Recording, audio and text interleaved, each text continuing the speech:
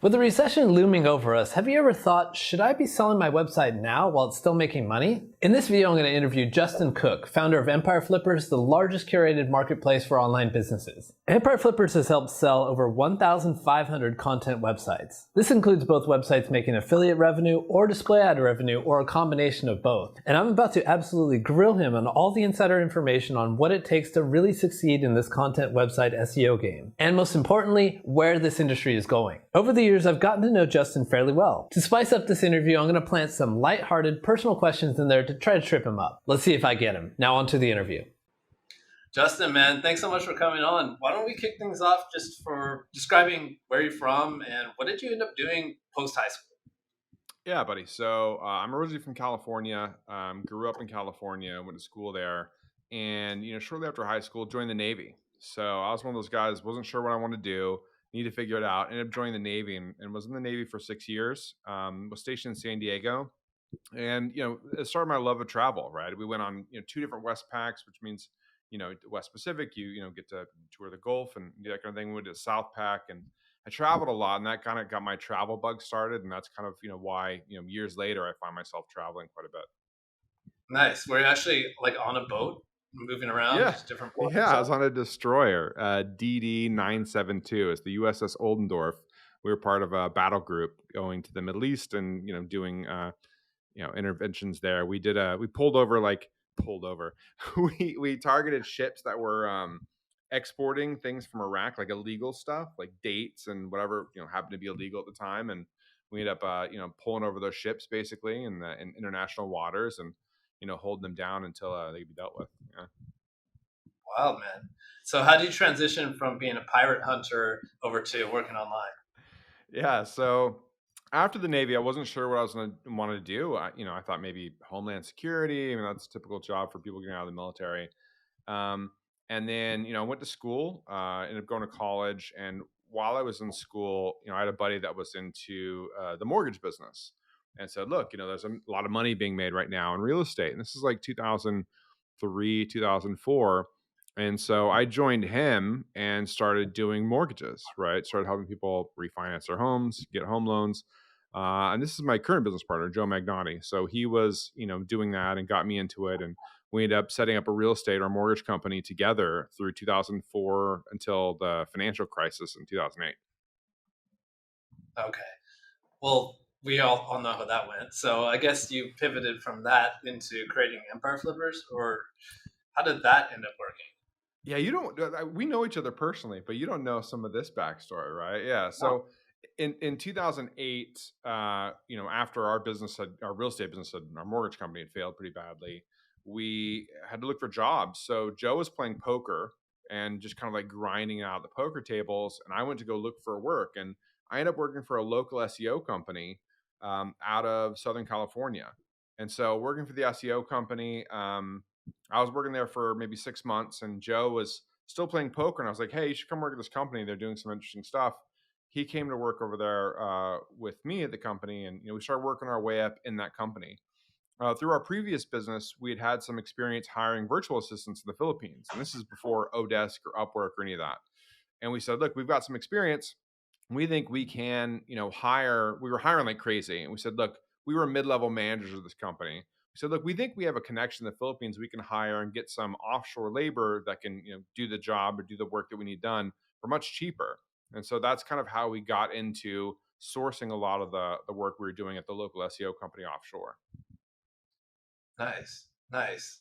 And so I guess you learned your SEO skills at that point and then started making your own websites? Well, I would say SEO skills are, I'm talking to like, regular SEO guys. So, our SEO Yeah, skills were pretty lacking. Like we worked for an SEO company, but didn't really have SEO chops sure. enough to like get some basic ranking done. And keep in mind, this is like now 2010, like 2009, 2010. So ranking was super easy back then. Mm, So yeah, we learned a bit about SEO, and we kept outsourcing this work overseas. Eventually Joe and I left that company and started an outsourcing company out of the Philippines, and so we still worked with that previous employer. They were now one of our clients, and we were looking to add more. While we were doing that, and in the process of moving over to the Philippines and getting our office set up and starting to like scale up and hire, take on new clients, they started cutting back on us significantly. So they would, cut people, and we had this contract that we thought was stable and secure, and it wasn't so stable and secure when they started cutting back. And we were like, got in a pretty bad spot, because we would add a new client and lose a whole bunch of people on that other contract. And so we were like, what do we do? When they finally got rid of us at the end of 2010, we were like, what are we going to do with all these people we have that were working on their project? So look, we got to figure something out, right? Or they're going to be unemployed and we're going to have to let them go. So we tried a few different things. One of them being creating niche websites, getting them ranking on Google, and putting AdSense on them. And so, we started this off creating these small niche ad sites that would make AdSense sites would make, $10 a month or $20 a month or $40 a month, and started cranking those out with our team in the Philippines. Okay. And then how did you end up deciding to sell them? Weren't you called like AdSense flippers at one point? Yeah, so we were AdSense flippers originally. We'd put money into building this team up, and or just paying the team that we already had and creating the content and doing some of the work, buying the domains, whatever. And we reached a point at which we were like, look, we can continue to put more money into this. I think we were for $10,000 or something, and maybe we were making like $700 a month or $800 a month. We're like, look, we can put more money into this, or like, is there any way to like realize these gains? And so what we realized is that we could sell off these small sites, a site earning $100 a month. If we could sell that for $2,000 or $3,000, we can then take that $2,000 or $3,000 and reinvest it into creating more sites. So rather than coming more out of pocket, we can just keep reinvesting and like let it snowball, right? And so that was the plan. It's like, look, let's sell off some sites, snowball the business, and really like scale up this niche site creation. So that's what we did, and we got to the point where we were creating, dozens, maybe not quite 100 sites a week. We were creating 50, 60 sites a week, really cranking them out. All right. So let's talk about the rise of Empire Flippers. I particularly remember being at a nightclub in Phuket and then seeing on the LCD screen, congrats Empire Flippers for making the Inc. 500. And I was just thinking to myself, damn, these guys are moving fast. What has that rise been like from your perspective? Yeah, it's been wild. I remember when that happened, we'd made the Inc. 500 list, and one of our marketing guys got that put on there. I didn't even know that we were getting it on the screen, so that was pretty cool when he did that for us. But yeah, so we were a very fast, growing company, and we hit a lot of bumps along the way. I'll say one of the things that's been interesting about the path is that a lot of our kind of things that we figured out, or things that went well for us, were because our customers asked for it, and they asked for it so many times we eventually kind of went along with it. Does that make any sense? So Sure. like, for example, we didn't allow other people to sell their sites on our platform. Originally it was AdSense flippers. We were selling our own little websites to our own audience, and people came to us and said, look, hey, I have a site, an AdSense site or Amazon Associate site, I want to sell with you. Can I sell it? And we were like, no way, because we make all of our money selling our own sites. Like, why would we Yeah. cannibalize our own business? And people asked a bunch of times. And eventually we were like, oh, maybe this is a smart idea. Maybe there's enough people out there wanting to sell their sites, and there's enough room for people buying sites that will buy sites that aren't just ours. And so our whole reason for brokering was due to, us being kind of stubborn and rejecting it, but enough of our customers or, readers like kept requesting it that we finally said, okay, we'll try it out. I love it. Awesome, man. And so what is Empire Flippers looking like now? Do you got a sense of the head count, and maybe do you even know how much your business is worth at this point? Yeah, so that's interesting. We went from, Joe and I in the Philippines with our kind of Philippines crew to like hiring a few apprentices and bringing them halfway around the world to kind of like work with us. And they lived in a townhouse with us from the early days, to now we have over 75 people throughout the world. We've got some people in South America, Europe, the United States. Um, and last year we did about 15 million in top line revenue, a bit over $5 million in EBITDA or profit. So, I Wow. mean, yeah, our business probably worth it depends on what multiple you give it, probably in the 40 to $60 million range today. Amazing thing you've done. We'll talk more about that later, like what that means in this community. I mean, oh, forget it. We'll talk about it right now. I think it's quite the accomplishment because the world that we live in is like this digital nomad type world, the Yeah. dynamite circle and stuff like that. I think the for someone to create a real business with an HR team and distributed company, 70 employees, that's pretty rare in this world. So I think that's quite the accomplishment to take it to that level. Do you like the transition of going from like a scrappy internet business to like a full fledged corporation? No. I mean, is that a fair answer? Not It's as an honest much. answer, so it's the right I one. mean, I like the scrappy business is more fun, right? But you make a lot more money with the larger businesses. And so, what we've tried to do is to keep this kind of smaller feel while we grow. And so there's a constant resistance to that. There's a push toward being more corporate. And so, we feel that both from people on the management team, but also from people outside, from customers or from our team, what they have different needs and different things as we get larger and have, more robust kind of crew and kind of what they need and want for, to work with us. And so, yeah, I mean, it's a bit challenging trying to keep the scrappy, fun loving kind of party, work hard, play hard, attitude and feel and vibe while still, growing up a bit as a company. And so that's been a bit challenging. There are parts of it that aren't as fun as it was in the kind of earlier days. And there are other parts that are maybe more fun because, as we kind of like grow, we get to develop our management team and kind of help them and, hone their skills with their crew and help them understand kind of why we do the things we do and what our intuitions say about how we're making decisions. So there's some fun aspects there that I that we weren't doing 4 or 5 years ago. Sure, sure. Fair enough. Fair enough. I want to shift gears to talking about selling businesses, selling online businesses. And I know you guys sell pretty much everything. I know you do a lot of FBA, you do SaaS and everything. But my audience is particularly interested in content websites that are monetized with affiliate marketing or display ads. So I'm gonna hone in on that section. But first, I got a very important question. Since we're talking about work hard, play hard, which city has the best nightlife in the world? God, best nightlife. That's a tough one, man. I mean, Bangkok's pretty good. Bangkok's pretty good, as you know quite well. Yeah, I'd say Bangkok's probably my favorite city to party in for sure. What about you? What do you think? Okay. I might have to agree, but Ho Chi Minh's not that bad either. Not Ho Chi that Minh's bad. not bad. Yeah, I Yeah. like Saigon. Bangkok and Saigon are up there for sure. Yeah, Okay, fair enough. Manila's okay. Yeah, you ask Joe, he'd probably say Manila, but I think Bangkok. Got it. Got it. Okay. All right. My first question regarding selling websites is why would you ever sell a website? If you got a website making $10,000 a month, you're barely working on it, why wouldn't you want $10,000 a month Yeah, so there's a whole bunch of reasons, right? Some of them are um, cynical, some of them are positive, some of them are, there's all kinds of reasons people sell. One of the cynical ones would be, from a seller's perspective, they've got it as um, perfect and as monetized as they can get it. Like it literally, they're like, it can't get any better. I might as well sell at the top, right? They're like, it can only go down from here. It's kind of their anymore? perspective. So I got it up to $10,000 a month. Maybe I get 10.5 or 11, but that's as good as it's getting.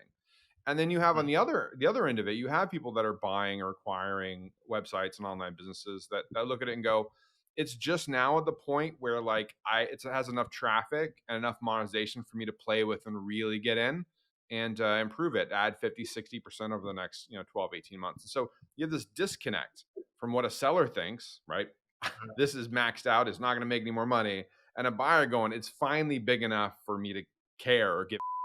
You know what I mean? So that's that's how we're able to do business is because those two don't see eye to eye. But there's a whole lot of other reasons people sell. So we've had people sell because they needed money. They were looking to adopt a kid, and so that can be quite expensive. We've had people sell because they're going through a divorce, right? And so they need to cash out. We've had people sell for the partnership disputes, which can get really ugly. So it's not always about just like trying to time the market and get the most value out of the sale. Sometimes it's life events that pop up. Sure. Well, I also think some important ones from my side of the coin is de-risking, right? So I use SEO and Google is finicky. So you can de-risk and collect all that money right now. There are other people that do this regularly. Like they build up sites and then they get kind of bored with it. I'm sure you felt this too, where it's just like you just don't care about it anymore. You're just not that interested. And maybe you're good at building up sites, but you're not good at kind of like maintaining them long term. That's just not of interest to you. And so you sell it off and it finds a new home and they can take it from there. Right. And I also like what you alluded to before about the snowball effect, right? You sell one business, now you have a huge chunk of cash, now make five of those. And that's when Yeah, you start to snowball out of control. yeah, a Yeah. fair amount of our sellers end up selling a site, and then maybe they sell another one or another one, and they turn into buyers. So Mhm. they build up a nice little war chest, and they start looking at sites for sale, and they go, I can improve the hell out of this site. Like I can make a lot more money. They're not doing a very good job on monetization or traffic strategies. I can make a lot more money with this one than they're making, so I'm going to pick this one up. So a lot of sellers, not all, but a lot of sellers end up being buyers. Got it. Got it. So how do you figure out how much a website is worth? When you evaluate a website, when someone comes to your marketplace and says, I got this site making 10,000 a month, how do you figure out how much to sell it for? That's tough because everyone says, "Oh, wow, site's only worth what someone's willing to pay for it," and that's 100% true. They're absolutely right about that. Yeah, but you have to have some way of determining what someone's going to pay for it, so you don't ridiculously underprice it or overvalue it and aren't able to sell the business. And so, we've looked at a lot of the deals we've done over a very long period of time and made a bunch of determinations on where we think the value is based on where people are buying, where people are making offers. So we create a valuation tool that takes a lot of those things into account and that can be tweaked and adjusted over time based on what the current market says. Now, we don't always get it right, right? There are sites I think we've sold that are probably a little lower than they should have been sold for. There are sites that sold maybe for more. Maybe we had a buyer that really wanted one. So there's an adjustment a bit, but we're pretty close in terms of valuation. And we also have things like we have a typical range on the valuation and an absolute range. Typical being where maybe 70-80% of the businesses are going to fall, absolute being for the real kind of outliers. And so we use that kind of framework when discussing it. Now, what's it based on? I'm sure some people watching this are like, well, what's that? How does that work? It's going to be a multiple on top of your net profit. So the way we do it is we talk about monthly net profit. So if you look over, for example, the last 12 months, and your business has been making, let's say, $10,000 a month on average. Some months it's 8, some months it's 14. You've got a 10,000 net profit on average. We're going to apply a multiple to that business on a monthly multiple. So it'll probably be somewhere between 28 to 40 times, right? So that business would sell somewhere between 280 and $400,000 in most cases. Now there'd be some that might sell as low as 24. There'd be some that might sell as high as 46 or 48, depending, but most are going to fall in that typical range. Got it. Okay. So we have the profit side of the equation and we have the multiplier. In terms of the profit, so that's revenue minus the expenses. What Yeah, gets that's right. filed under expenses? Because I know it's a point of contention among sellers. Like, if I'm creating content and backlinks, that goes with the asset. So should that be considered an expense? I Yeah, don't think it should affect my profit. typically we don't. So we don't include content expenses. We will include anything that's ongoing and recurring. So if you had some initial kind of like seeding expenses for content, we don't count that as an expense. Now here's the thing: you can count it or not count it, but ultimately it's going to be whether the buyer wants to count it, whether you buy their argument, right? So we use that as a framework. Here's the net profit. Here's what the net profit is based on. Here's the multiple, but that's a framework for discussion between the seller and buyer, so they're both coming at it from the same kind of argument. It really kind of keeps some of the negativity out of it. My site's worth more. Sellers can get really personal with their business, for good reason, right? But they're like, it's almost like it's affecting like the value that they have or something. They feel weird about it. So using a framework, it really helps to like separate it from yourself. So really, if the buyer is not accepting the argument that content costs shouldn't be included, then that's always going to be a negotiation. Sure, sure. So walk us through the process of selling a website. Let's say someone's selling their first website. What does step one, two, three, and four generally look like? Yeah, so typically you're going to go to empireflippers.com and you're going to submit your site to potentially sell with us. And we're going to ask you a whole bunch of questions about the business. And then we're going to go through what we call the vetting process. And so we're going to take a look. We have a whole team of people that will do this, that will review the business, make sure everything kind of lines up with kind of what you've stated. We'll help you build out the P&L and just kind of like work through the financials. And then once that's good to go, we'll have our marketing team work on the write up and start preparing for listing. And then, assuming you approve and everything's good to go, then we'll launch it. We list new websites every Monday. So every Monday we're putting up a swath of new listings, and then we send that out to our audience. And we constantly are marketing individual listings and groups of listings to through our podcast, through our email list, through social media, to get each of the listings a bit more attention and views. Once your business is listed, depending on kind of what the size of the business is, we have different levels, but we'll have people that are reviewing the listing and they can what we call unlock a listing. And so a buyer is able to unlock the listing if they've proven their financial capability. So if we know they have the money, they've proven to us they have the money to buy the particular site, then they'll be allowed to unlock the listing and review the detailed information rather than kind of hidden public info. For the larger businesses, they'll actually be able to set up a buyer-seller call. And that's a guided, moderated call with someone from Empire Flippers where they will walk the buyer and the seller through the process. They'll typically do kind of a prep call with the seller, tell them what to expect, do the call with the buyer and the seller, and then do a follow-up call with the seller and say, hey, here's what we think went well, here's what to expect next, and help negotiate kind of through the process. So assuming the buyer-seller call went well, there's an offer made, we'll help the seller kind of like go through whether they should accept it or counter. And then, once the deal's done, then we help them migrate the business. And we have a whole team that helps people migrate the business from, the seller to the buyer, make sure that, everything's been transferred over and then complete the transaction. Got it. So full concierge service from start to finish. That's right. It's a little different than some of our competitors. So, most people will, obviously list the business for you. Not all people will vet the business. So go through and make sure that the earnings are there, that it passes our standards. Some are just auto approve.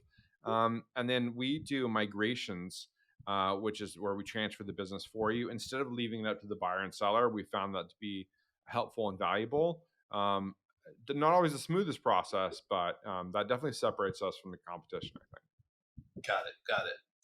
Tell me if this is a hallucination or if this is real. For some reason, whenever I sell a site that is making less than $199,000, they sell almost instantly. It happens right away. As soon as I get into the $200,000 and above range, we're looking at months and there's earnouts involved. Like, is that a real thing or is this just my random experience? You're not wrong, although I'd say it's probably closer to the $300,000 range. But yeah, you're right in that there is a dollar amount where there's less people with that kind of cash ready to buy, right? So $100,000 site, $150,000 site, $200,000 site, people cash up ready to go. Even in the 250 range, you get to 3 or 350, and it's just like the number of people ready and cashed up to buy a site with cash at that level drops significantly. So I'd say, I like to say in the 300,000 to like a million or maybe even 1.5, that range, that 300,000 to 1.5 million is a kind of a no man's land. It's harder to sell. And it's really because of the size and the amount of cash you have to have for the deal. Now above 1.5, there's plenty of like low end or smaller private equity groups. There's like investor groups. There's like, groups of people that are willing to buy those businesses, but you're really in a weird spot for 300 to 1.5. So you're looking at earnouts. There's going to be some more negotiation. It's harder to find the buyers. It's actually one of the reasons we started EF Capital was from an Empire Flippers perspective. We were like, look, if we can get more help to buy those like $400,000, $500,000, $600,000, $700,000 businesses, that'll help us. But there's also a gap. Whereas if you can put that money together with a couple of investors or with a group, or if you're targeting that $400,000, $500,000, $600,000 range, then you can get value, right? Because they're more willing to take negotiations. They're more willing to take earnouts. So I feel like you can get better value from a buyer in that $250,000, $300,000 range up to the $1.2, $1.5 million range. Wow, that's a pretty cool insight. So would you say in this no man's land, the multiples dip down a little bit? I don't think that I have to check on that. I don't think the data proves that out in terms of multiple. You would think so. I don't think it does. I just think that there's less buyers. Yeah, I don't know. I'm not sure. I don't think it does though. I don't think the multiple does. So I have to look that up. the sellers just It might takes have like longer and it's harder to find. Yeah, it takes longer. It's harder to find. Maybe the sell through rate is lower. But it definitely takes longer than the smaller businesses for sure. okay, cool. What's the biggest content website you've ever sold? That's the biggest paycheck for a seller of an affiliate or display ad site. Yeah, so we've sold, Amazon FBA businesses 10 million plus.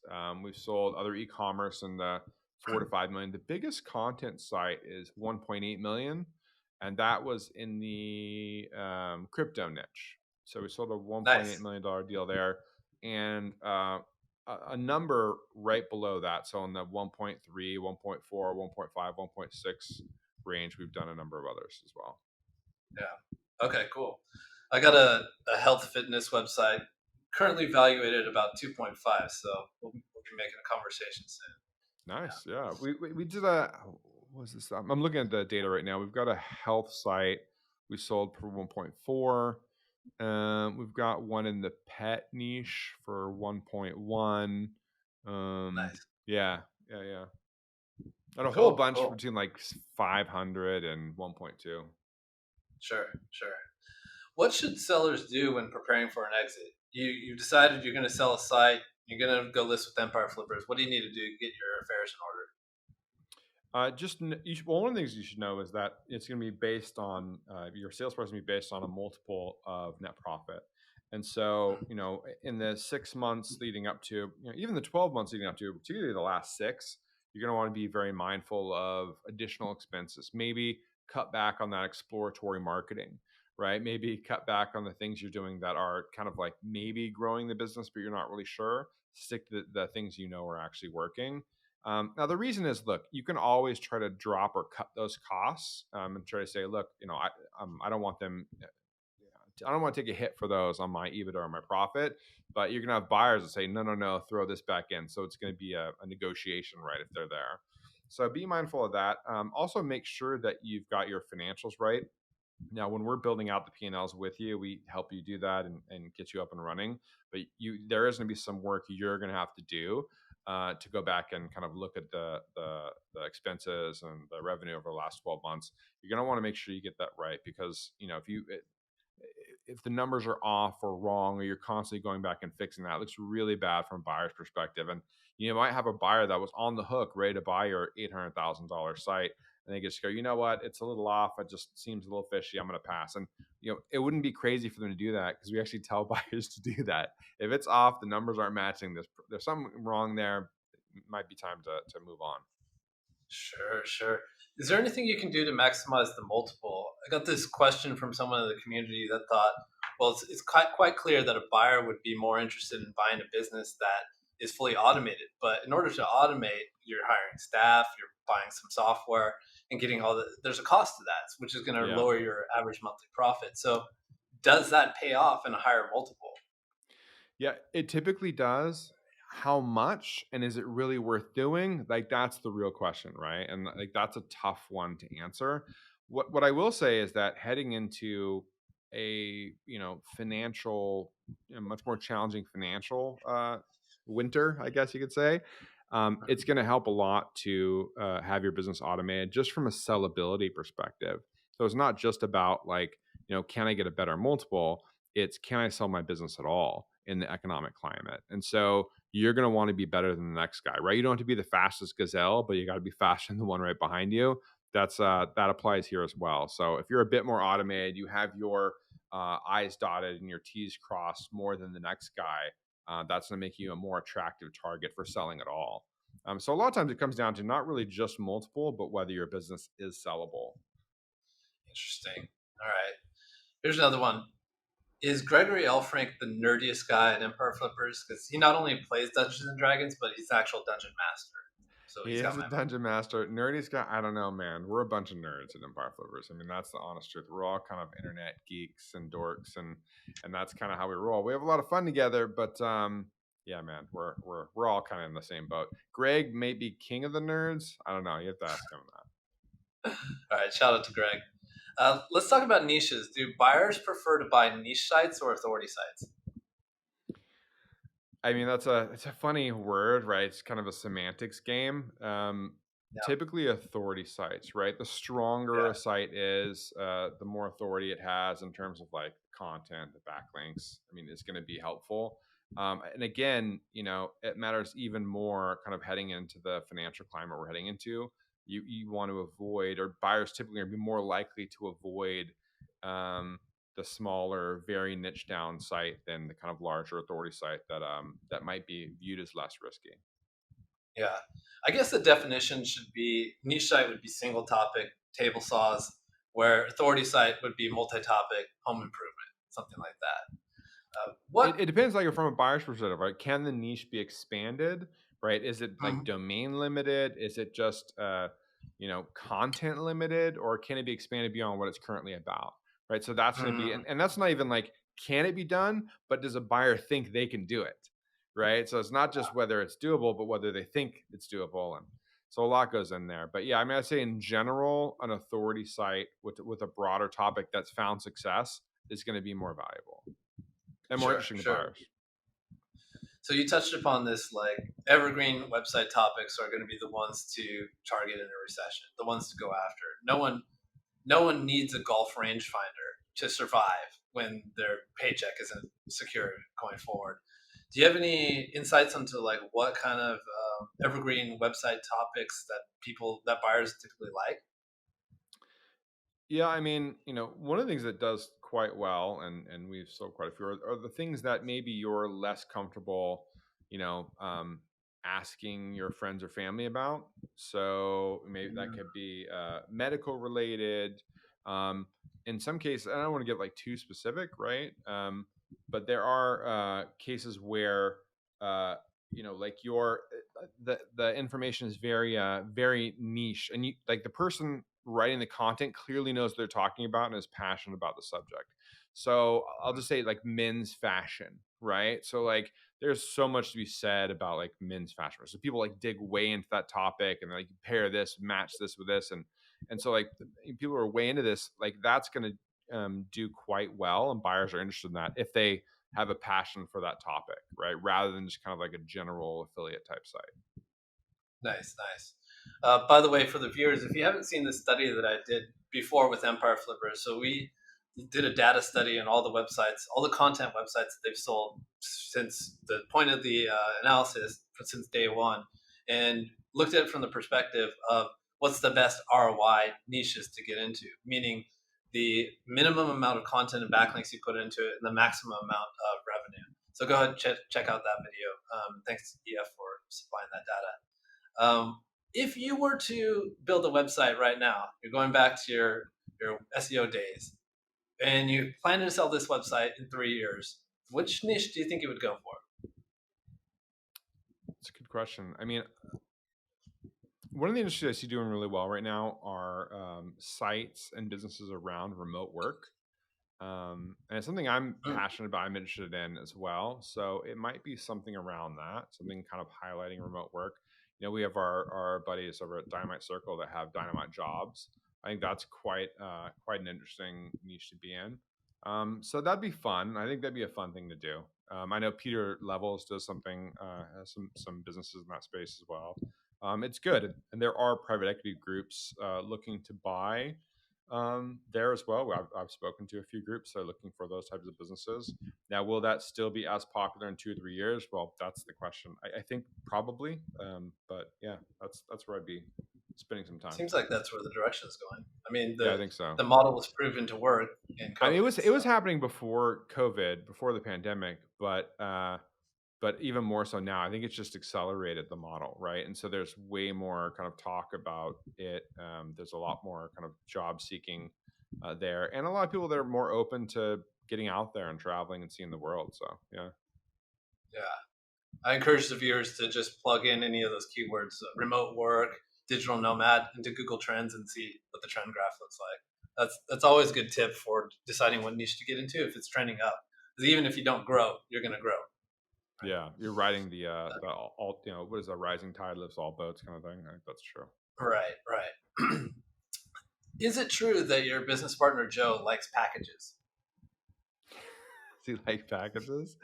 Yeah, I think he likes packages. He likes to mail himself packages. Do you? I don't know what you use, Matt. We use a thing called Earth Class Mail.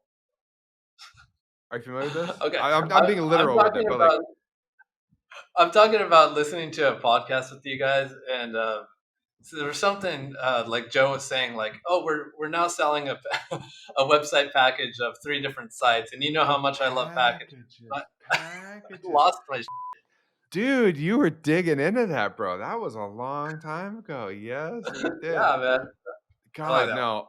I was thinking literally. But anyway, yeah, no. We used to sell packages of sites. We don't really do that anymore. That's when we were selling our own sites and packages. And we'd package the smaller sites together, like a bunch of $100 a month earners into $1,000 a month package and sell those off just because it was kind of more convenient and we were able to target a larger group. We don't do that much anymore, although I will say we do sell sites or businesses that have other domains associated. So an e-commerce business that's part FBA, part direct to consumer, with some affiliate sites kind of leading in. It's more of a business than just a site. So yeah, we sell packages in Mm. that sense, I guess. And Joe likes those. Yeah. Good. Okay, good. Just making sure.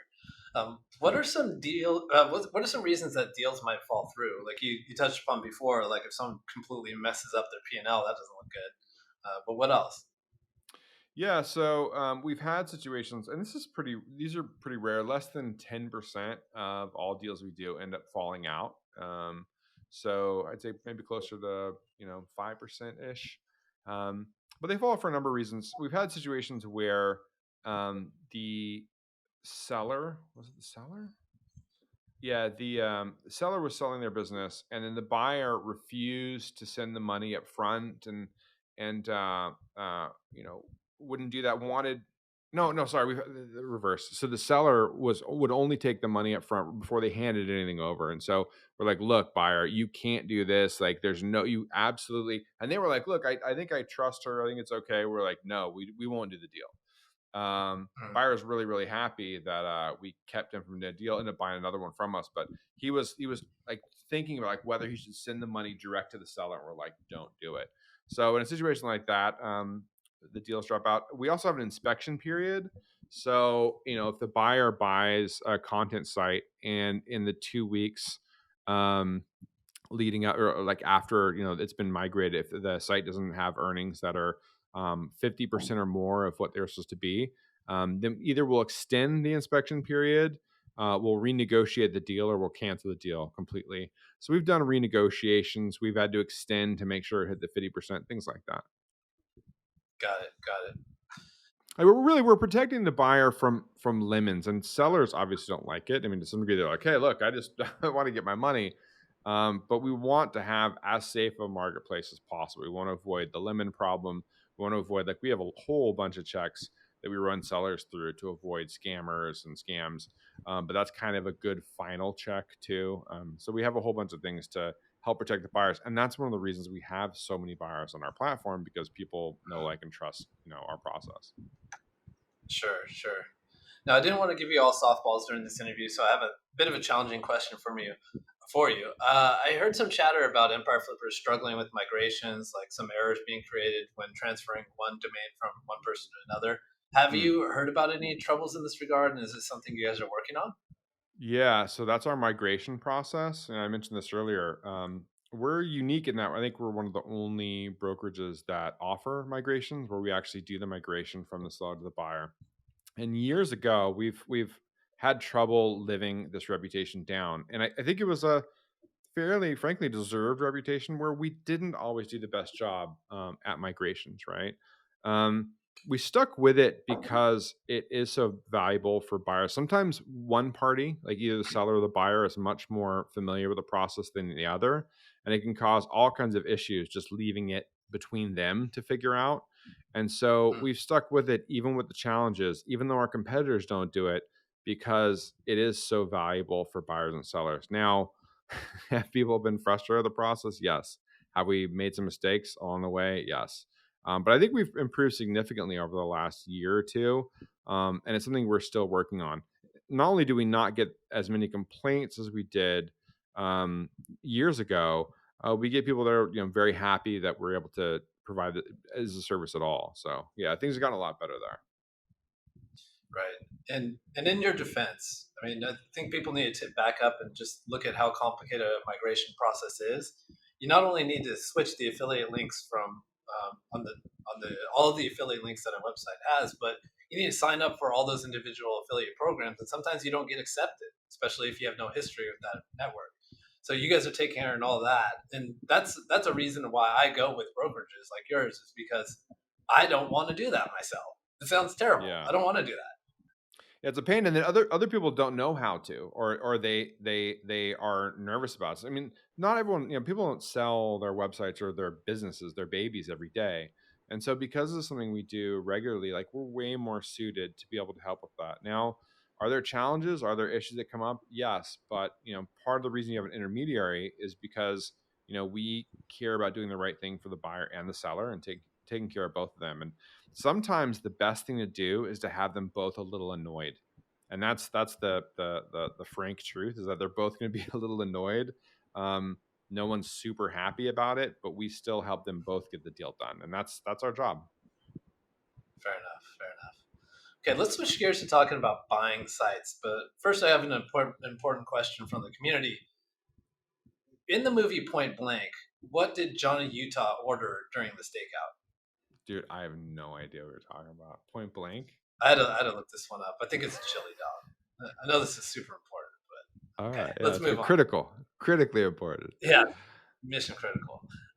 Why would you ever buy a website? I did some math and I figured out the cheapest website you can buy from Empire Flippers is $22,000. That's no penny, right? That's a decent chunk of cash. Like, why wouldn't you just build that website yourself? People do, right? So there's lots of people that don't buy from us, and they prefer to build themselves, particularly people just starting off.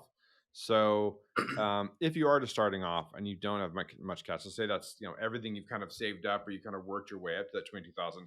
You probably shouldn't spend it on buying a site. Take $1,500 and use that to build out a site from scratch, build out a few, right? Is my recommendation. But you do get to the point where it's like, if you can skip the 6 months or 12 months or 18 months it can take to get past the sandbox, to get up in rank, to make sure there's product market fit, to make sure you selected the right keywords, to make sure you're selecting the right niche, that there's some like monetary intent, monetary interest, like all these things, and you can skip past that and just go with the ones that have already met all of that criteria, and then kind of like scale them up. Like that's just a better bang for your buck, right? So if you're good enough at SEO and you've got the cash, why start from scratch anymore when you can buy something already and like spin those out, right? And make them a lot better, faster, stronger, make them more profitable. That's I 100% agree with that. So I was just looking at some of the website purchases and sales that I've done with EF, and excuse me. So one site I bought from you guys for $45,000, right? And I ended up selling that site for $650,000, right? And so that website when I purchased it was a year old. Now that's the same thing as saying me I can collect $650,000 a year sooner, right? That's Yeah. just mathematically that works out better for me. And to touch upon what you said, you get to buy something that's proven, it's generating money, and you know that this website's going to rank. Sometimes the sandbox can be tricky. You rank in 3 months or you rank in 2 years. So you cut out that whole uncertainty phase right then and there. And I definitely it just agree with you. depends on like the size, right? The size matters too. So like you may have um a 40 $50,000 website purchase may not move the needle at a certain point, because you're like, even if I 5x that, that's not worth it to me, right? I'm at another level. So if I'm not buying at $200,000 $300,000, it just doesn't matter. I don't get out of bed for that. And that's kind of a, I don't know, super privileged thing to say. It's not worth my time to buy anything less than 200,000, but it's true, right? And so as you kind of move up the value chain or value tree, like doing the smaller deals doesn't even make sense. So you start to do larger and larger deals. Aside from just building or buying, you start buying larger too. Yeah, yeah. What would you recommend people look for when they're buying a website? What do you look for? I mean, there's a lot of things, right? So, I mean, typically you want to stay with something. I mean, we're talking specifically content sites. So maybe you want to stay away from the Kindle ebook businesses or the Amazon FBA if you've never run an e-com or an FBA business. Stick with what you know. Um, yeah, I mean, I look for sites where I have some like expertise that other people don't typically have. So, for example, let's say I'm just mentioning a niche, like there was a guy that sold one. There's a bass fishing, right? And so, like, I particularly, let's just say I know bass fishing really, really well. I know what kind of trawlers you use. I know what kind of boats you use. I know what kind of motors you use. So, like, it's of interest to me. I'm interested in buying that because I know it super well, and I can pair products, Amazon Associate type products, really, really well because I know which motor goes with which trawler, which goes with which whatever, right? And so, yeah, I look for sites or businesses around which I know really well and have a competitive advantage with. Hmm. I hate Amazon Associates as an affiliate program. I just don't like how they treated people in the past, and Yeah. they have $200,000 of mine that they just seized and never paid out. So you must see Amazon sites being sold all the time. So from your perspective, do you still think Amazon is worth going into? Yeah. Amazon can be a tricky partner, right? As you know. Um, One of the things we saw this a lot in 2021, 2020, but heavily in 2021 is that, there were a whole lot of aggregators. And this is on the FBA side, but Amazon related. A whole lot of aggregators swallowing up the 7 and 8 figure FBA businesses and other e-commerce DTC type businesses. And, they were taking advantage of the fact that a lot of sellers were nervous about Amazon and like like you said before, like there's some risk, right, when you're with Amazon or when you're dealing with Google traffic or whatever. And so the sellers were looking to get out, but these buyers, these aggregators, had ex Amazon people working at them. They knew that they were on solid ground, and so they were willing to spend the money to build up these much, much larger private equity groups and aggregator groups. So I mean, there's always, where one person's fearful, another is greedy, and that tends to work out well for the greedy. So I think we saw a lot of that going on in 2021. So I know. Now that being said, I know you got burned with Amazon, and so it's not just you being fearful of Amazon; it's you being probably pissed at Amazon. Um, but and other people are making a hell of a lot of money with them still. So you know, Fair enough. More power to them. yeah. Let, let's talk about where you think this industry is going. So we got this recession on our hands, most likely. This is my primary income source, so I'm super curious on where this whole thing is going. But first, I got a super important question. Is it normal for a grown man to enjoy some nitrous oxide from time to time? I think that's not appropriate. I think it's well, maybe a little bit appropriate. That's very common in Vietnam, as you well know. Yeah, nitrous is a Okay. thing. The balloons. Okay. But on a serious note, what are multiples at right now, and where do you think they're headed? Yeah, so multiples probably in the 30 to 40x range right now, a little higher, a little lower, depending. Um, where multiples are going is really going to depend. So, in the FBA space, I'd say they're going down. I'd say multiples for content sites we may see go up. Now, um, let me give you my reasoning for why I think they're going to go up. I think that you may struggle with earnings a bit, right? So I think we may see a dip in earnings as advertisers pull back a bit and are less willing to spend money on like display ads and stuff. So you may see a bit of a dip in earnings, but you may see an increase in multiple. And the reason I think you may see an increase in multiple is because cash is king, right, in a recession. And so high cash flow businesses, even small internet companies or small internet sites that are cash flow positive and spitting out cash month over month, quarter over quarter, are super valuable. And so I think there's going to be a renewed interest in cash flow businesses, particularly internet cash flow businesses. So even though they may be earning less, the fact that they are spitting out cash is super interesting and helpful. Interesting. So I've noticed like at least last year and sometimes right now, I'm still seeing websites at 51, 52x multiples. You're saying we're looking at, you know, 30 to 40. Are we already seeing a little bit of a retraction in 2022? I don't think so. I mean, you're talking about like the edge cases at 50x, right? So like most aren't selling at 50x. Some do, but most aren't selling in Mm, that range. I'm talking more generally, right? So 30 to 40 or maybe 34 to okay. 44 as an Middle average of is the fair. bell curve. Yeah. I mean, Yeah. you will see the 50s, and you're going to continue to see that for the kind of like higher end businesses or the ones that are a bit safer, secure, better investment from a buyer's perspective. But you're going to see the low end as well. Okay.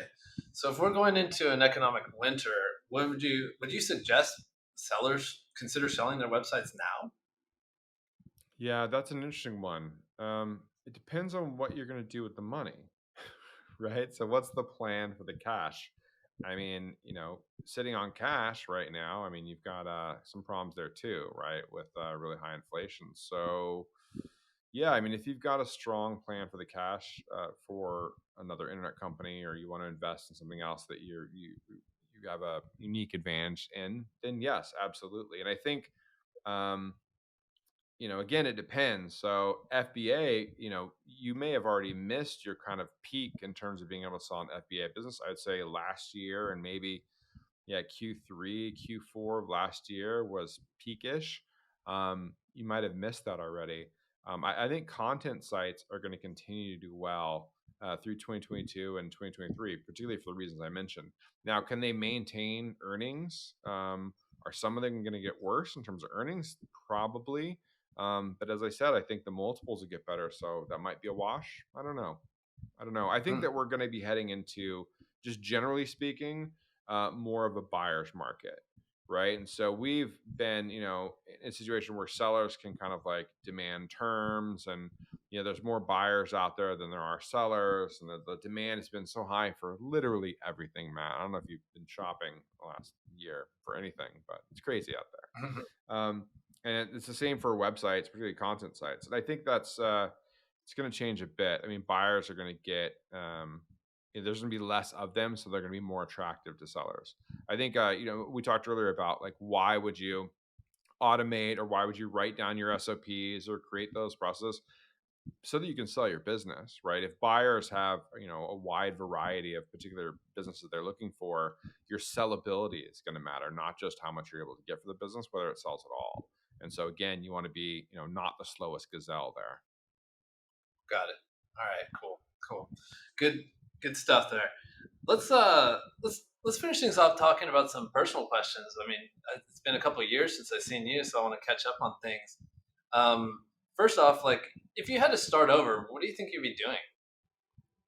Start over. I don't know. I like what we're doing, man. The fact that we're able to work with, buyers and sellers and other entrepreneurs and people in our space, kind of like internet people, internet Yeah. trolls, internet, entrepreneurs, digital nomads is really fun.